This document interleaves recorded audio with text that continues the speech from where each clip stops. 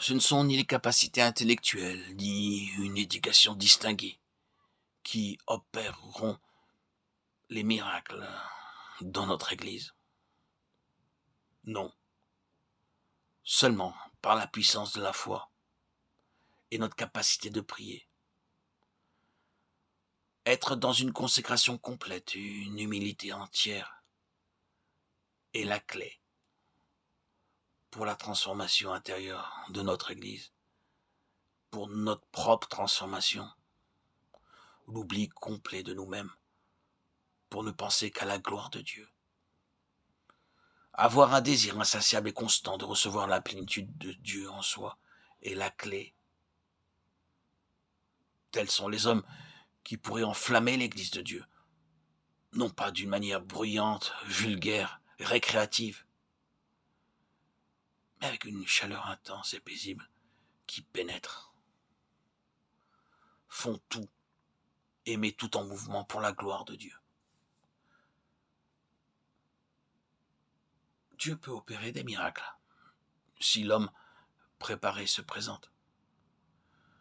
Et les hommes peuvent opérer des miracles s'ils peuvent avoir Dieu pour les conduire. L'onction complète de l'Esprit qui remua le monde serait éminemment utile dans ces derniers temps. Des hommes qui puissent mettre en mouvement le monde entier pour Dieu, des hommes dont l'action spirituelle change l'aspect des choses. Ces hommes-là sont, à l'heure actuelle, le besoin universel de l'Église. L'Église a toujours eu de ces hommes-là. Ils sont la gloire de son histoire. Ils sont des miracles vivants attestant la divine origine de l'Église. Leur exemple et leur histoire ne cessent de nous inspirer et de nous édifier. Notre prière doit être que leur nombre et leur puissance soient multipliés.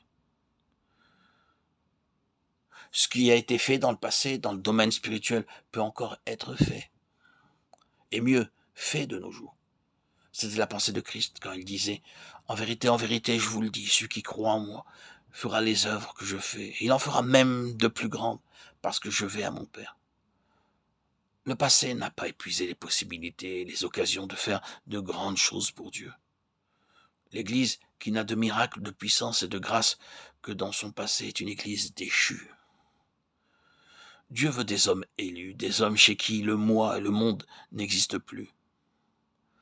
Ayant été chassés par la crucifixion, par une banqueroute qui ait tellement ruiné le moi et le monde qu'il n'y ait plus ni espoir ni désir, qu'ils ne reviennent jamais. Des hommes qui, par cette ruine et cette crucifixion, aient consacré à Dieu des cœurs parfaits. Prions ardemment pour que les promesses de Dieu par rapport à la prière soient pleinement réalisées. Et je terminerai le cycle de tous ces audios consacrés à la prière par les paroles de Martin Luther. J'estime que mes prières sont plus fortes que le diable lui-même. Si tel n'était le cas, Luther aurait eu une bien autre carrière. Et cependant, les hommes ne veulent pas voir et reconnaître les miracles puissants que Dieu a opérés en ma faveur. Si je négligeais de prier un seul jour, je perdrais beaucoup de la flamme de ma foi.